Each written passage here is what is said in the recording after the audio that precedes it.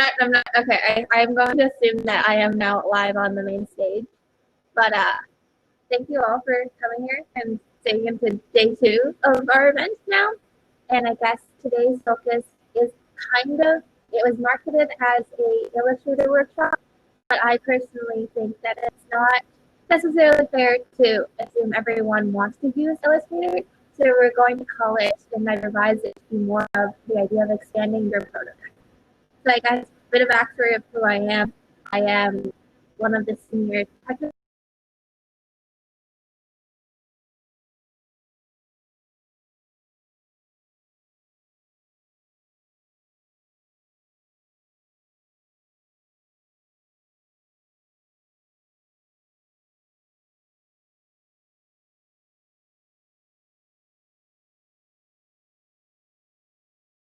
Okay, yes, sorry. Someone just muted me. But I am a senior technical lead who focuses more so on graphics. And I guess today I have a lot of experience with mostly graphic design, which I reuse into user interface design, and I'm slowly picking up elements of user experience design while I work on several side projects as well as I'm at ASA. So I guess we'll get started on these slides. So I guess Rachel yesterday touched upon how a typical workflow goes, and she said that very big, very intimidating subway map. And I kind of broke it down to apps that I've used or I have experience with. So I guess in kind of 4 main clusters. There are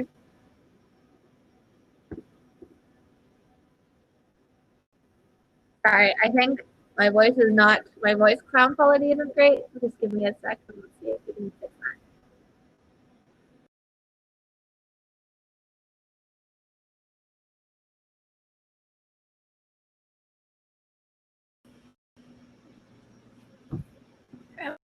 that. Let's try that again.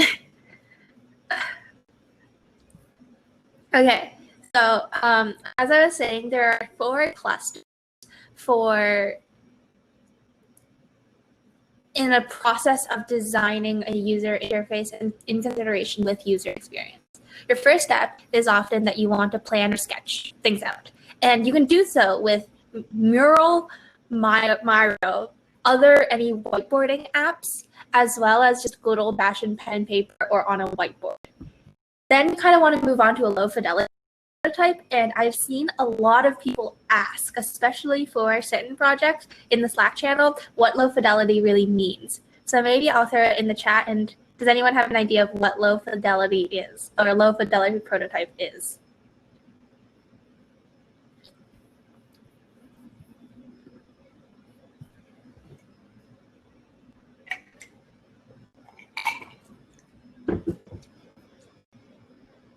Okay, so a low fidelity prototype is often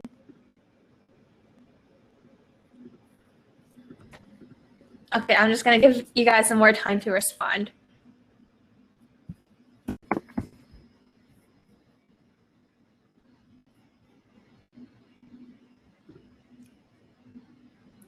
Yeah, so I see Brenda said that it's like no colors, basic font choice, no images. And I think that, yeah, oftentimes that is what a low fidelity prototype is. And sometimes, depending, I guess, on what your purpose is, a lot of designers might often choose to make it even out of paper. Like I've seen a very cool video, I think out of the D school that focused on design that just used paper. And it like, when they conducted that interview to follow up and test their prototype, it was just paper wireframes. And it wasn't even built on any sort of program that I have listed here in these brackets. But yeah, it's just no colors. You often design in grayscale, or you don't even have any like solid fills at all. And then through this, we go into kind of that redesign stage where you feel more confident and want to add stylistic elements. So let me just animate the presentation. And hopefully by the end of, I guess, you've gone through at least these two initial stages, and the idea of redesigning/designing in greater detail to assist you in creating a high fidelity prototype will be the focus of, I guess, today's workshop series. So I guess I don't necessarily think that I am the best person to be giving this conversation, but I have some experience with it. As in, this is just an example of how I have designed using Illustrator to complement my UI, for example. So if you played around in Figma last night or XD or whatever prototyping tool you've chosen, you realize that there are some very basic abilities to draw shapes, and as well as Rachel and I described in last night's workshop. But if you want to create something fancy like this leaf, for example, or this like icon, or even apply some more complex gradients, it is more tricky to do so, and it is easier to do so using a tool specialized in vector design. And in addition, things like creating custom avatars. So I guess before we move into actually the purpose of today, I kind of want to give a brief background on the theory behind design in general. So I guess I want to ask you guys what graphic design means to you guys. You guys, maybe a minute to answer if you want.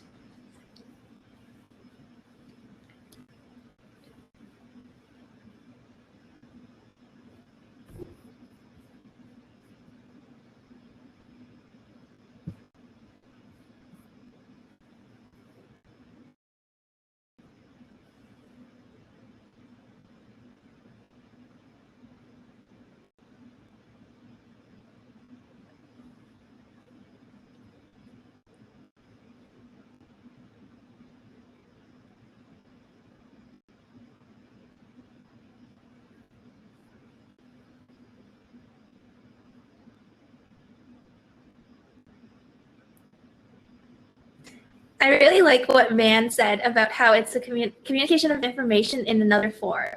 I think that's a really good way to put it. And that is very true. I haven't been thinking about it like that, where it's kind of like as a graphic designer, you're almost like an information translator. You're often taking like words or numbers, like statistics, and interpreting them so that they can be understood in a different way. Really like that. Yeah. So I guess there's a couple things in design that are known as elements and principles. And today I think the 4 elements that I would like to highlight could help you with your design journey and trying to essentially translate an idea across to a user.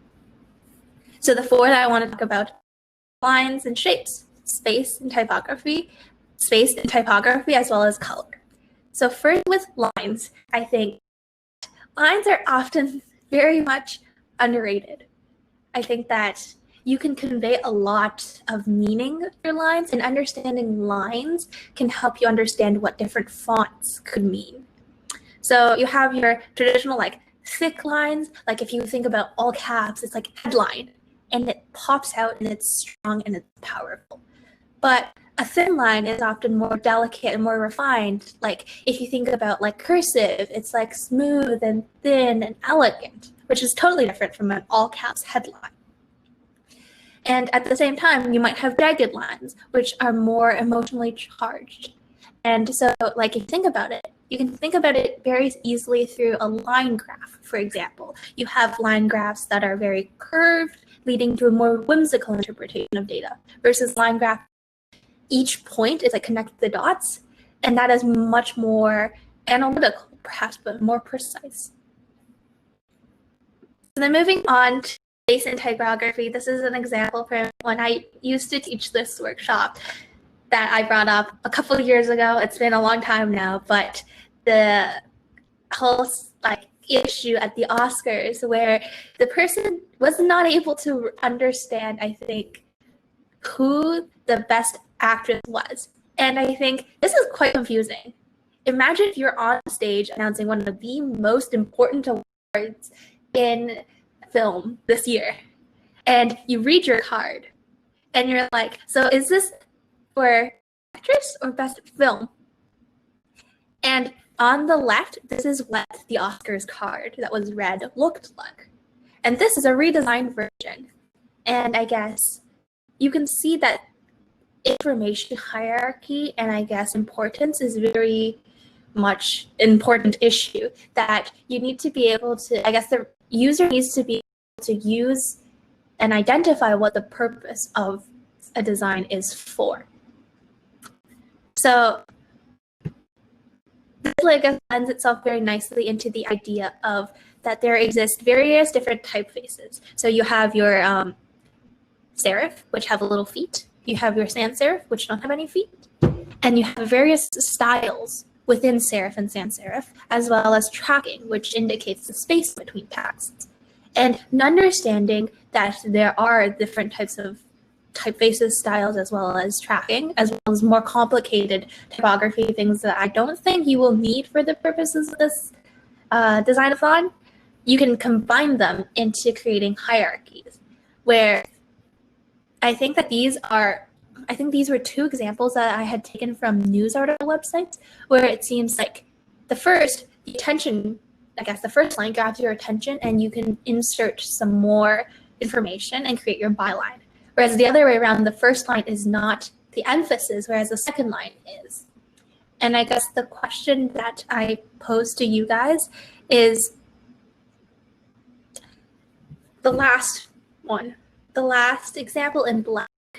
Like, what do you think about it? Is it good? Could it be improved? How could we change it? Or should we not change it at all?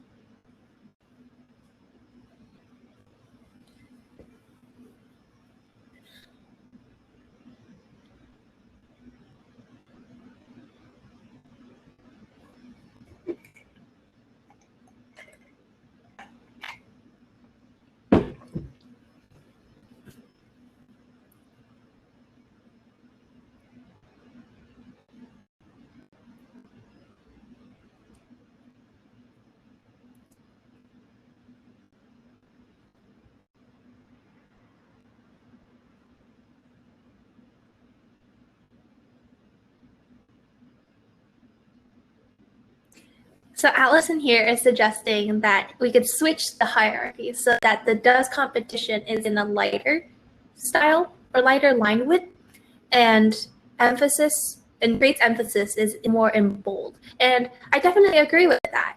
I think that something odd is that they're both kind of the same size, they're both kind of italic, but the idea that does competition doesn't seem more important, but it seems like it's being conveyed as more important, which overall, like Allison described, is possibly a source of some confusion. So I think the last element that I want to talk about today is color. And I remember seeing a couple questions about color in the Slack channel for the projects. And you guys were very fortunate to be given a color palette. And I think that coming from a designer, working with clients, it is definitely very important to use the colors that the client provides. But when in doubt or within reason, you're free to perhaps draw from other colors. And if you were given the option to look at different colors, we can go into very basic color theory, where you have your primary color wheel, secondary, and intermediate color wheels. And as a result, you can create analysis of your common gradient, complementary color schemes, where you take the complements on opposite side of the wheel, or split complementary, which is something that I really enjoy because it is not as harsh as a direct complement, but it still creates enough juxtaposition. So, but I guess I would like to, add a disclaimer that oftentimes clients might not necessarily like color choices that you make if you expand them outside the color scheme that they desire, because perhaps they have a different vision in mind while you went with a different approach. So I think communication is really important for that entire process. So I'm going to stop here. I think give you guys maybe a minute to just think through everything. And if you have any questions on any of those things, we can talk about that in this time before we move on to the actual hands-on part of the workshop.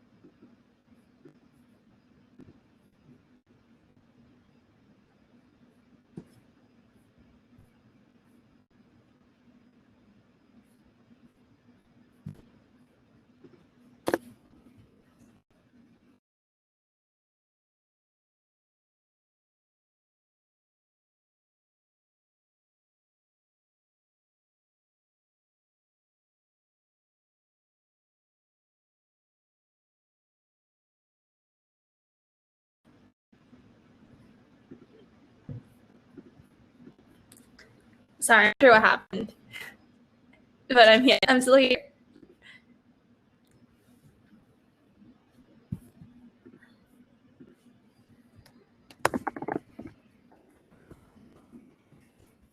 Okay, I guess we will move on to, if we didn't have any questions, we will move on to now, I guess.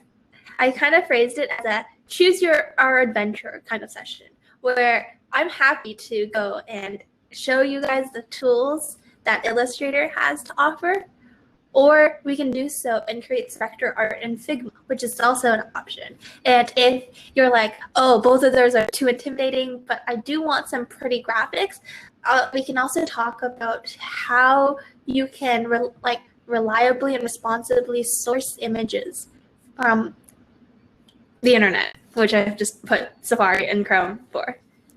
So I guess maybe I'll give you guys a moment to type in the chat what you guys prefer we go with, and then we can start with that.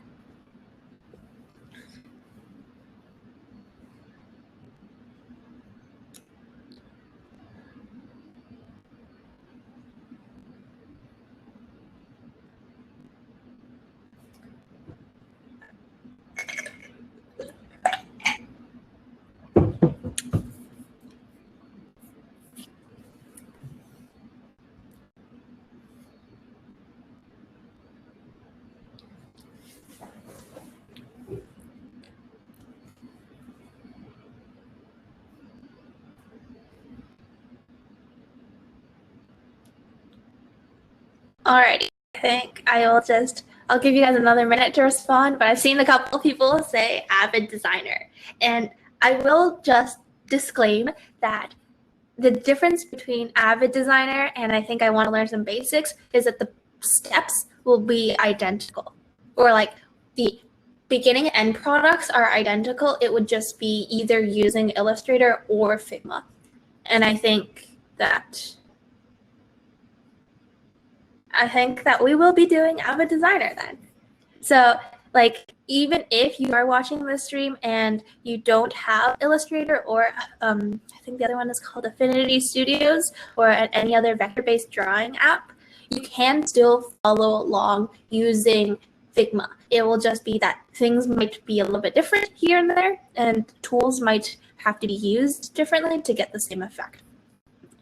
So since we picked the avid designer route, we're going to explore some very basic tools, and if you guys feel very confident with those tools, we can do some more fun and advanced things.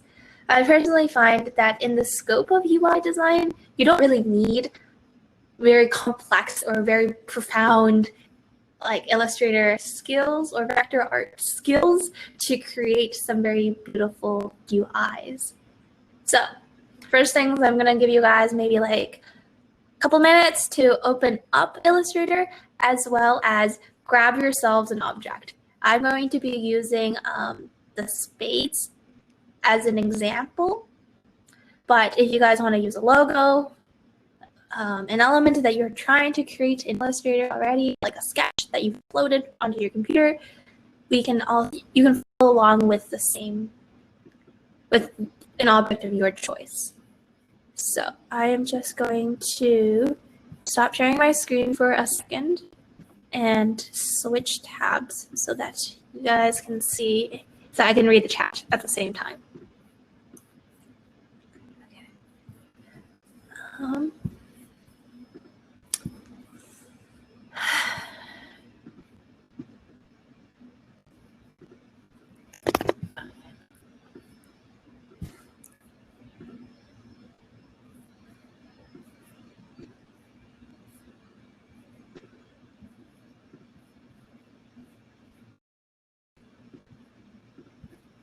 Okay.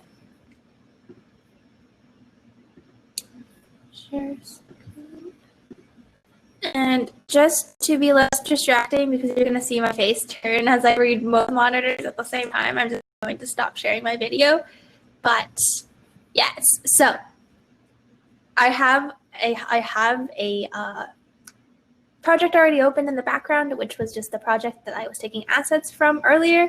But if you open up Illustrator or anything, you will notice something very interesting. Or I guess maybe you will not maybe this is something that you guys know or already or don't know. The difference between Illustrator and another drawing tool such as Procreate, possibly Photoshop, Paint-Tool-Sai, GIMP, for example, is that Illustrator is a vector-based art program. And what that means is that there's a lot more math involved. Each line is essentially almost a function, and you will see later on that there are tangents within these and lots of math.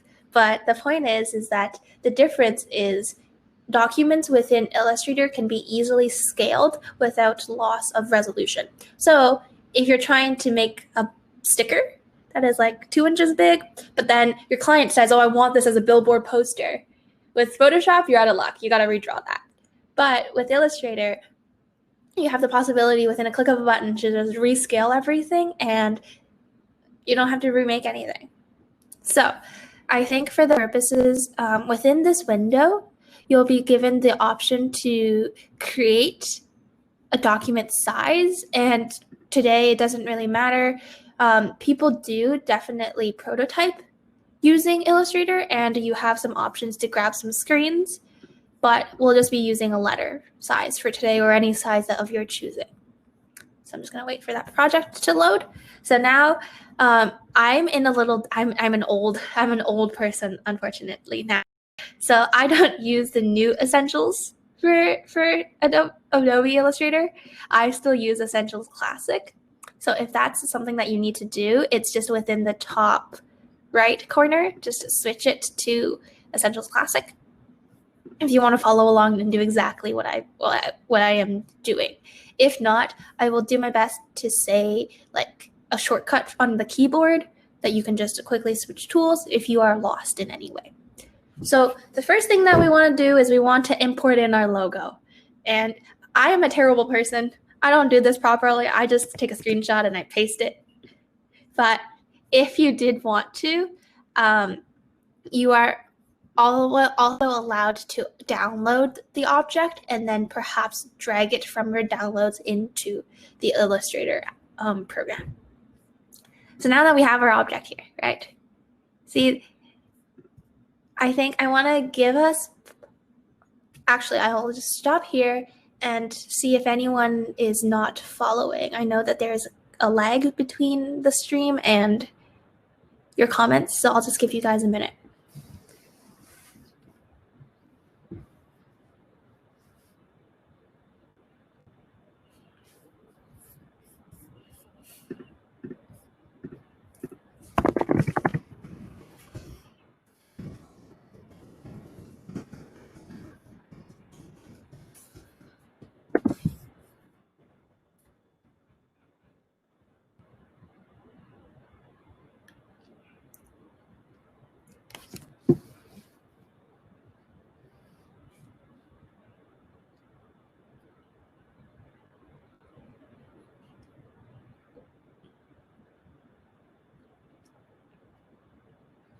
Okay, so I think the first things that I think we should do is just explore the basic navigation, which is how do you move from one side of the page to the other side of the page in Illustrator. Maybe this is very, very basic, and it seems like all of you guys are somewhat familiar with Illustrator, so we'll just start with that.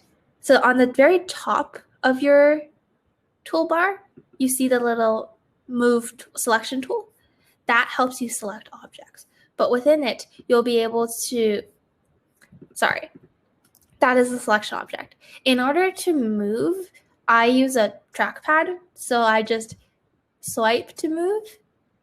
But I am sure that there is also a little move hand tool, which is also called H on your keyboard. If you press H, it'll adjust to that. That allows you to click basically onto a part of the artboard and just move it over. Similarly, you can use a space bar while you are in selection tool, and it will change to the hand tool automatically to help you move. To move in and out, there is this little zoom tool, which is called Z, or you can just use your trackpad gestures to zoom in and out, which I typically use. So the most common, I think, tab that you will be using on your right-hand side is called Layers. If you don't have it on your right-hand side, you should be able to see it under Windows, and there's an option called Layers, which is also F7 for those who have function on their keyboard, which I don't. So how Illustrator works is very much like how Photoshop or other drawing and design programs work. There are pages, but also editable layers. And I can create a layer that is for one page, or I can have a layer that spans across multiple pages. So I think for now, and in order to rename the layer, you just simply double click it and you can rename the layer. So for now, we'll just call this maybe I'm going to call it spade. So first, we're going to be probably using the pen tool. So to just jumpstart, if you want to click pen tool, or if you want to click P on your keyboard, you'll see that it kind of looks like a little calligraphy pen with a little asterisk next to it.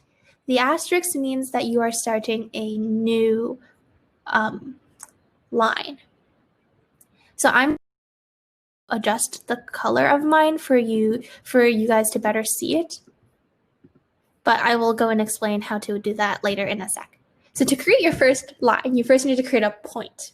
Going back to our math class back in high school. We click and we make a point, and we see that that's a little blue box. To make our second point, we click another point, and they automatically, oh no, I didn't change. Oh no, I didn't change the, and you have a line, and I'm just gonna zoom in so you guys see. Our 2 points created a line. And of course, you can go and trace your spades this way and just click and click and click. But that's not very accurate to capture a curve with a bunch of infinitely short lines. That's going to take some time, right? So the other option we have is to create a curve. So to do so, instead of clicking down to create a line, and I'm just undoing this by pressing Control Z, we click and we hold. And do we see how we got it? We get a curve. And this is these two handles that I have kind of here that extend out are essentially tangent handles that help you identify the degree of your curve. So I'm just gonna stop making the line tool. And the easiest way to describe it is here. If I add an extra point here, this point, I can essentially create a curve by essentially adjusting my little handles. And if I don't want it to be a curve and I want it to be pointy, I can just press Alt or Option for people who use Mac, and then it will become a point.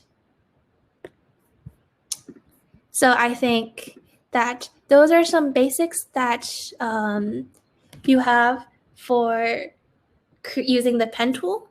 For those of you who are following along to create or to, I guess, stencil out the spades, I'm going to give you guys possibly 5 minutes to do this while I do this with you guys, and we will reconvene when we are done. And then I'll show you how to do this in 30 seconds. So I'm just using this to trace following this, and then I see that I'm at a curve. So then I just grab this and I adjust. And the rule of thumb is if you want to make the handle that is closer to the next line that you have, which is what my mouse is on right now, if you want to use it to help guide your curve. So that this way you don't need to use it again. And then we continue. And if you are indecisive and you say, oh, I placed my point wrong, to edit your point, you can just press spacebar and it will allow you to move your point.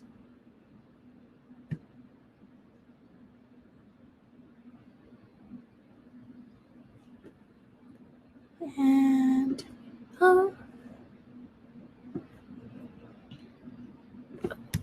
And to undo, if you make a mistake, is just Control or Command Z.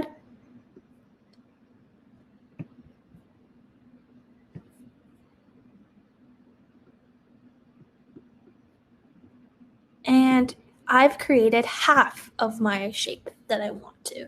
And right now, I think to stop making the line, I'd press Enter. Right now, I think Pen Tool automatically defaults to fill. In order to swap it, you can use this little arrow, which is also Shift X, and then it would create a line instead of a fill, which makes a little bit more sense. I'm just going to go in quickly and change the weight of my line so it's easier for you guys to see what I've done. So now I have half of my shape, right? And I, after doing all of these years of graphic design, am very lazy. I don't want to make that line again. I don't want to trace around it. So what I'm just going to do is I'm going to copy it.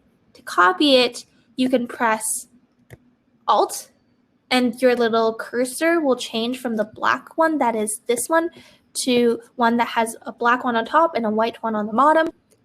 And I can just shift in, or Alt in, or Option and drag. Now I have two objects, right? I can right click that and reflect it. And there we go. We have two perfectly symmetrical objects. So I'm just going to take these and now move it towards each other. Now, the issue is that I don't want this object. I want this to be one object. And this is where the beautiful tool known as join comes in. So you have two ways of joining two separate lines. I'll just use this. I'll just add some space in between them right now so we can better explore it. So I'm just going to zoom in. So the pen tool has multiple features. You can just start creating an existing line, or you can join a line with another line. And to do so, you just take the pen tool, press P, and if you hover over it, you'll see that the pen tool now has, instead of an asterisk, a backslash. By clicking that backslash, it means I want to continue drawing this line and adding to this line. So I click that, and I can now join it. And the join symbol looks a little bit like a little rectangle with two lines next to it, and I can join it. And now I've joined the object. But there's also another option where if we instead now we right click, there's also the function called join. And this allows you to essentially select 2 points at the end of the object. And then if you right click and click join, it'll just automatically create that line for you. So there we go. Now we have one spade shape, right? And I'll just give you guys a sec to get caught up. Let me know maybe in the chat if you guys need some more time.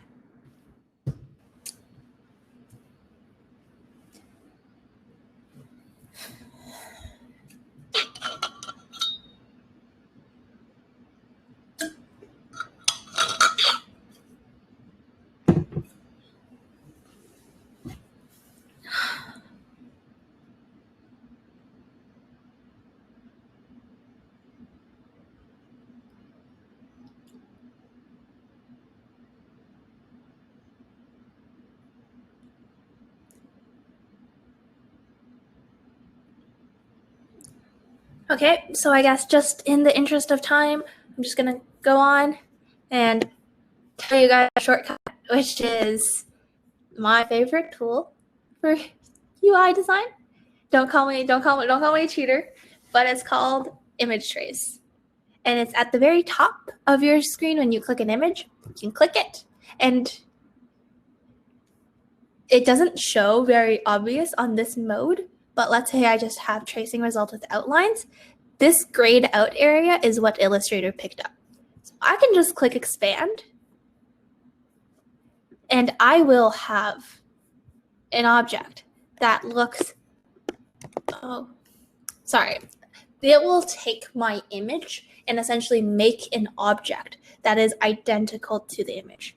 So if you're a person who who is perhaps an architect or some sort of civil engineer, and you just want to digitize your blueprints that you've created, this is a very simple and very, very powerful tool for Illustrator to just draw out everything you need. So I'm just going to go. So I know you can't see it right now on this mode. So I'm just going to move it and show you that I'm not lying, that this is an object by going and clicking it and changing the color to be red. Oh. So what we've just encountered now is that the color turned gray when I selected red because it was in a different color mode. So let's see if that will fix itself now. Yes. So I'm just going to turn it into red. There we go. So to fix that, I went and I did object or edit, and I did edit colors, and I did convert to CYMK because I think it was in a different color mode before. So I think it was in grayscale before. So it automatically only registered grayscale tones of the same color. Okay. So now the weird thing about it is that it will often pick up, depending on the mode you select when you do image trace, sometimes a white background. So to delete it, underneath the black selection tool, there's a white selection tool, which is called like a refined selection tool that helps you select part of an object. So I can use it. So with the black selection tool, I would select the entire object. And I'm just going to move it out so you guys see that there's a white border with it, right? With the white selection tool, I can just select the border and I can just delete the border. And in this way, now we have an icon. Now we have a spades icon. We didn't even have to make it ourselves. So now let's have some fun with it. And maybe let's create a little cool app icon for a new solitaire app, maybe. So I think that a lot of these tools are best done when you can play around with them. So I'm just going to show you a fun way to create stripes. So how do we create a line? You can use the pen tool to create a line, but maybe I just want to create a straight line and I don't really want to draw a straight line and I don't want to use shift to make a straight line.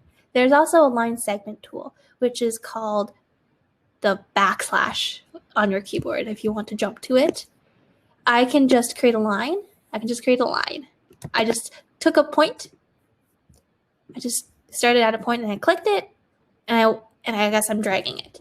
Now, by pressing shift, it locks it at certain angles, which might be useful if you want to draw a perfectly horizontal or a perfectly vertical line. But in this case, I don't want to. I want to draw a diagonal line like that. Now, you will see on the left-hand side at the bottom, I don't know if you can see where my cursor is. These two options are your fill and your stroke tool, which I apologize, I did not touch on until now. Your fill tool essentially, like it describes, shows the solid color, and the stroke tool shows the outline. So right now, for a line, there's no fill. It's just a line. So you want to use a stroke tool. And let's say, for example, I want to create some, what goes well with red? Maybe I want to use some dark red lines. So there we go. I just used the color selection tool. There's also a swatches panel for you to, these are some Illustrator provided swatches that you can use. You can also import your own swatches from color picker websites online. So once I have my stroke, I can actually at the top bar edit the stroke options. I'm just gonna make it really big. You can make it however big you want. And there we go. We have our first stripe. Now we're gonna have to create a lot of stripes, right? To do so, we can just copy and paste them, right? There, we created some stripes and they're not equally spaced. So I told you that I'm a lazy designer, right? So I have found that the easiest way to make a stripe or to make a striped pattern is to start with your first stripe and then also copy and define where you want your stripe to end.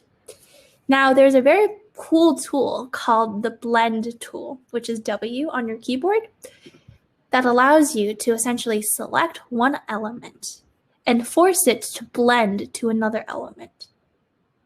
And if you, I will run through a different example where maybe we can show you from a shape to morph into another shape. Illustrator allows you to do that. But in this example, I just clicked the first line and the end line. And now I'm going to double click the blend tool option. And in spacing, go into specified steps because maybe I know I want 4 stripes in between. And now I can show preview. And there we go. We have stripes, right? This is very powerful, right? This is kind of a little anticlimactic at this point, right?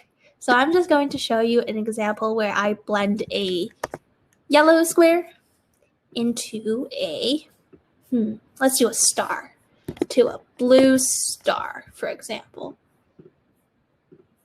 And we're going to just click the blend tool again, click the star, and click the rectangle.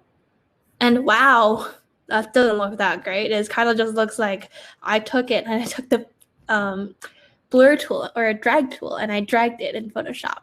So I want some specified steps. I want some discrete steps. I want just 10 steps, for example. If I click preview, you'll see that it's a little bit more like discrete items. Maybe I want it even more discrete and I do 5.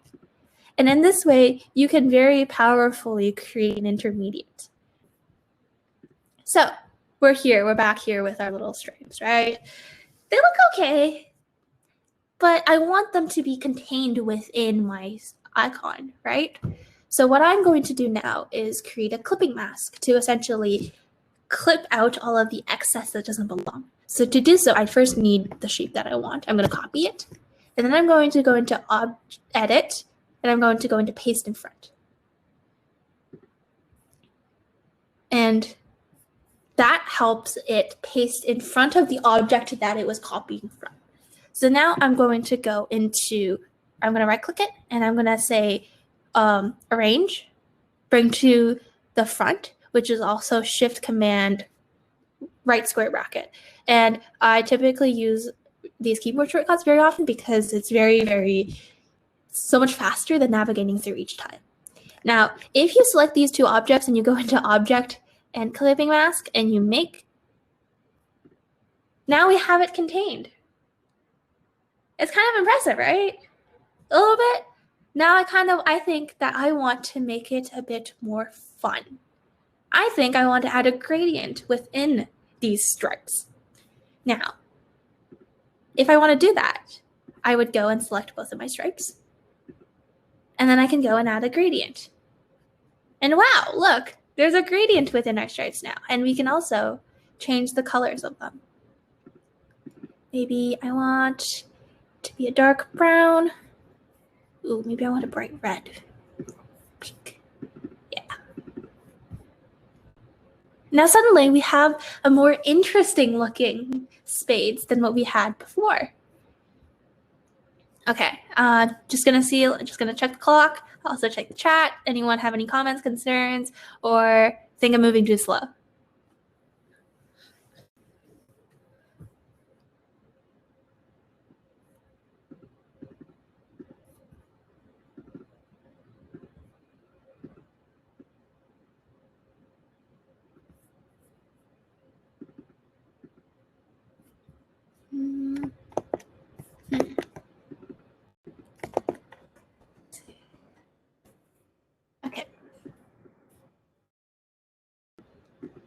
Okay, so since no one in the chat has anything to say, maybe we go into a hypothetical scenario now.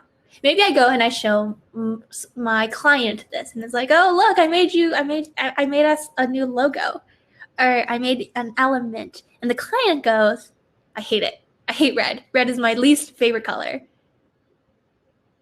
Are you gonna, like, my first instinct back when I first started using Illustrator was like, dang, now I have to go through and change every color manually. But the people at Adobe are very smart and decided to make our lives easier by using this little beautiful color wheel at the top called Recolor Artwork. So what that allows you to do, sorry, I'm not selecting the right object, is if you have multiple objects, in which case I've selected both the clipping mask as well as the red background underneath, we can actually recolor the artwork live. Use the Recolor Artwork panel to quickly generate multiple versions of the same object. So let's say, for example, we want to create a blue version. we could go through now and quickly just recolor everything into blue. And I want this to be maybe a darker blue, and I want this to be maybe, I think I like that. You click OK. And now all of a sudden with like in under a minute, quickly recolor a different version of it. So what I would have done, given that scenario with a client, would have been, let me just undo what I did. I would have created maybe multiple copies by just clicking Option or Alt down below, and then just quickly running through recolor artwork and just recoloring it very quickly. Let me see if I can select both objects. And there was that blue option that we wanted. I think it's blue to be brighter. I like that one.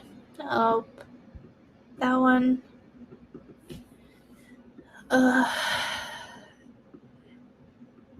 Like that one. Maybe do we want a green option or do we want what works with solitaire? Maybe green? We'll try green. Let's try green. Do I like green? Do I like green looks? Maybe.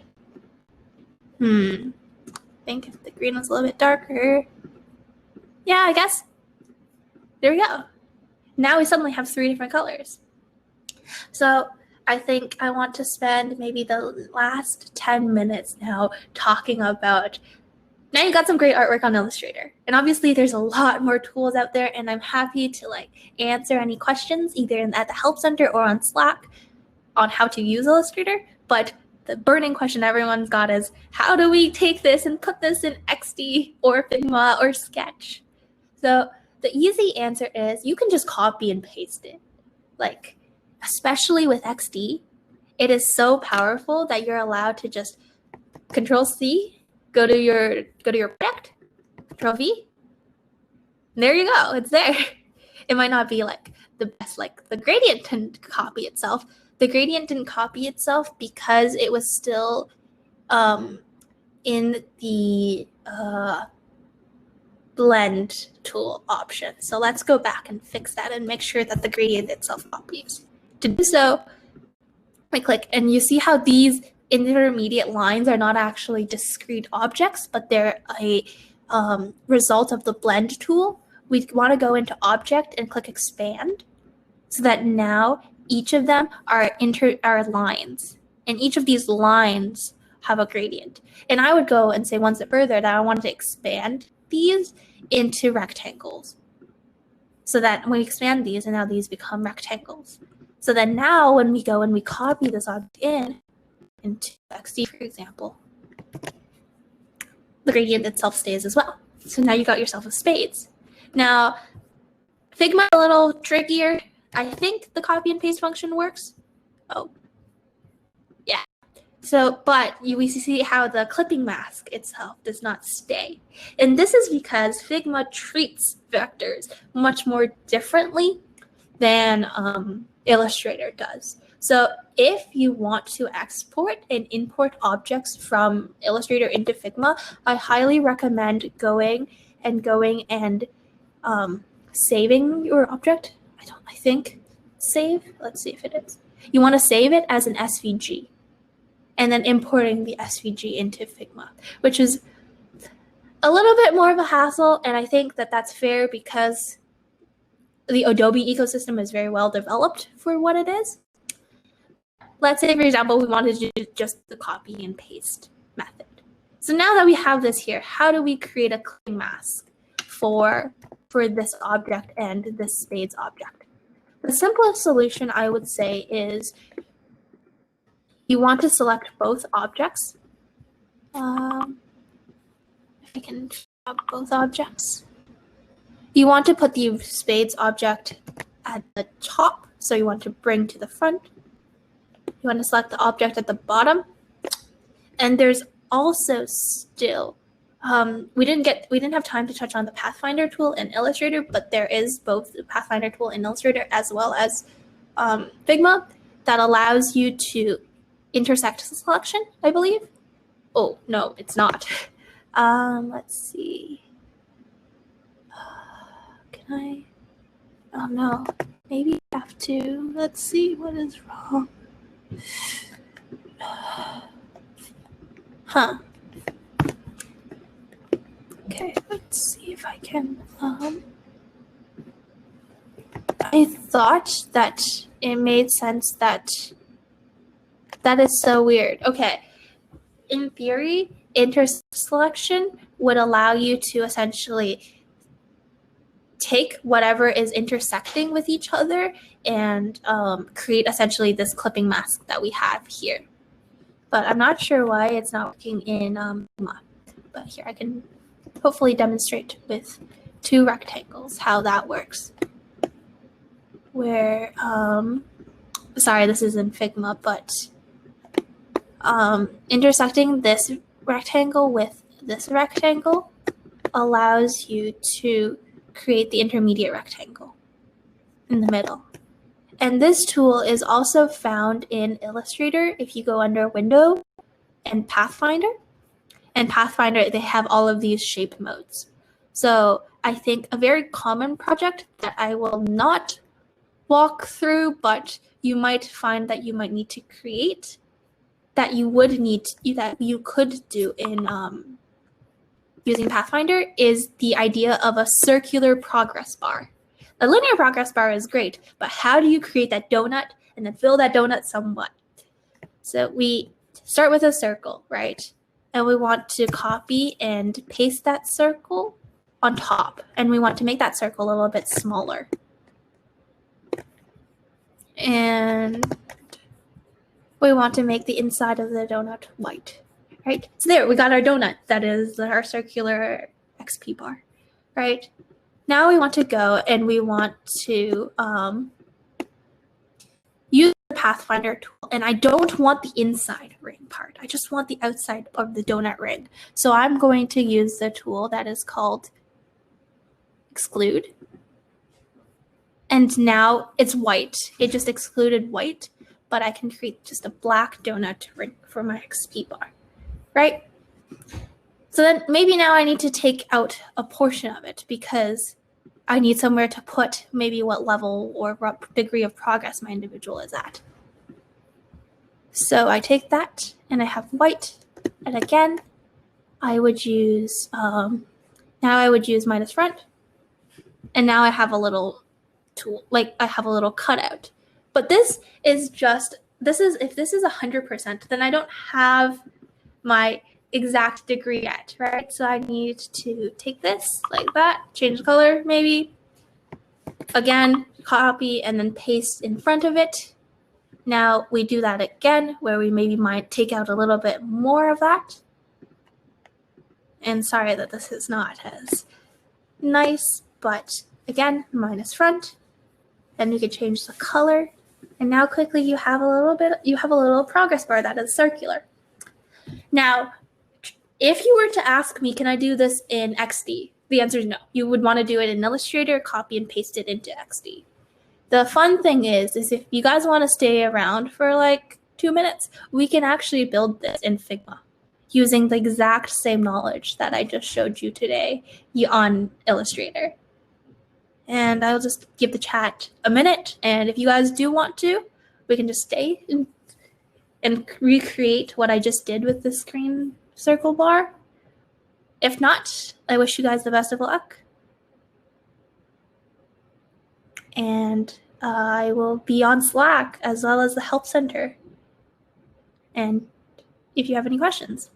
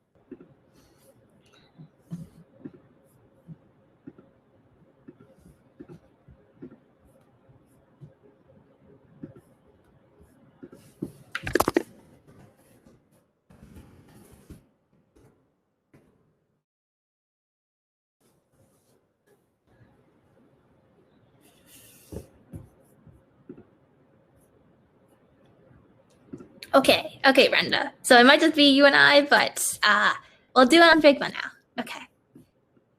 I honestly think Figma is very powerful for creating tools like this because there's one added layer of detail you can do on Figma that you can't actually do on Illustrator using this method.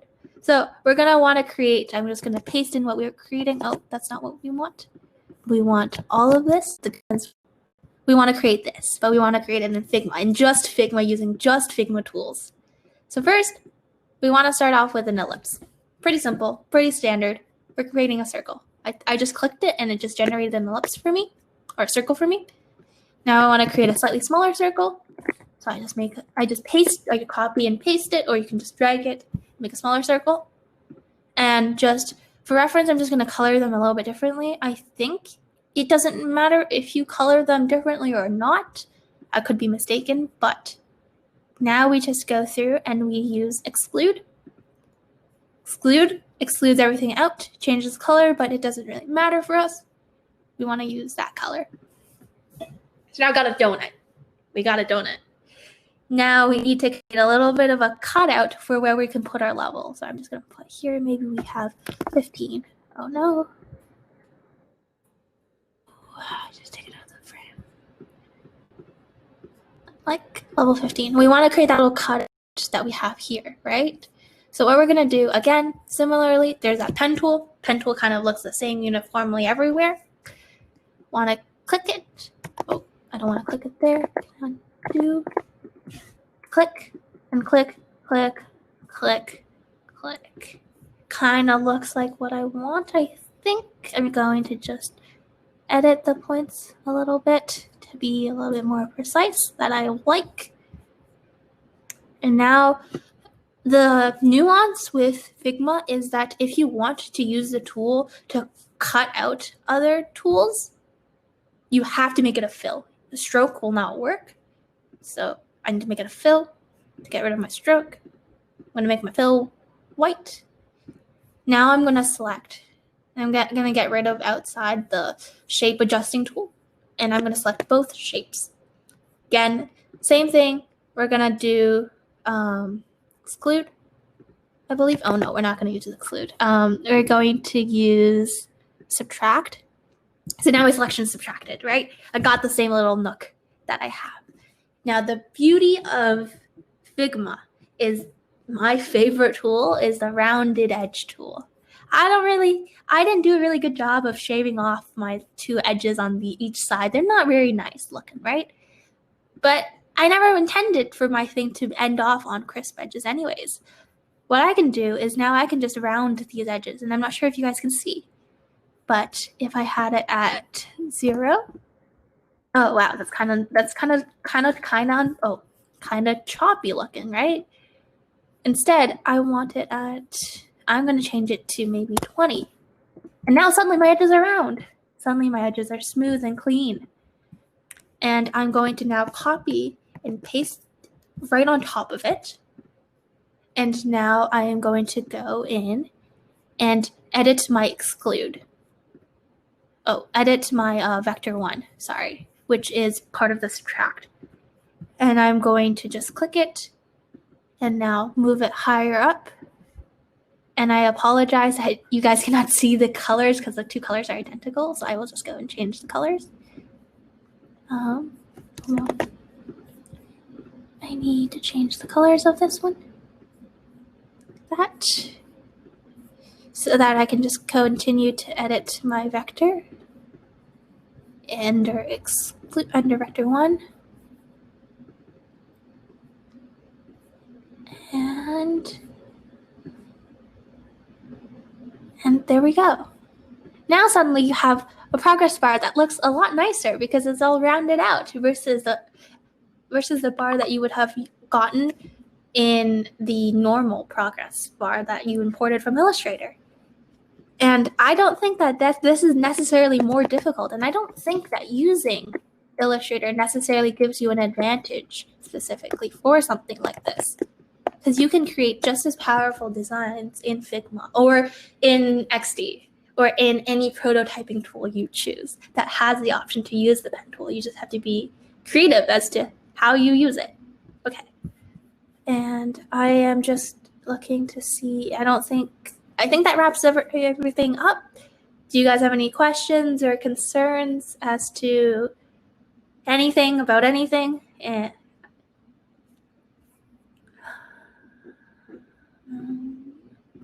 Let's open the floor up.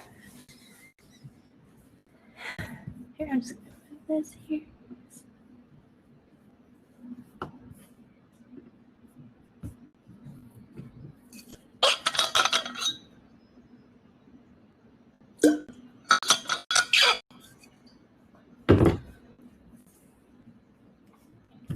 You're welcome, Brenda. Yeah, I think that this was kind of a last-minute effort at creating a workshop because I wasn't really sure about what I could offer you guys that would help you guys in your design process, but good to know that you really appreciated it. And I appreciated you guys for coming and showing up and participating as well. Yes, okay, so I'm going to go now, but if you guys do have any questions, again, attend the Help Center or DM any of us on Slack. We'll be here, and good luck and continue designing.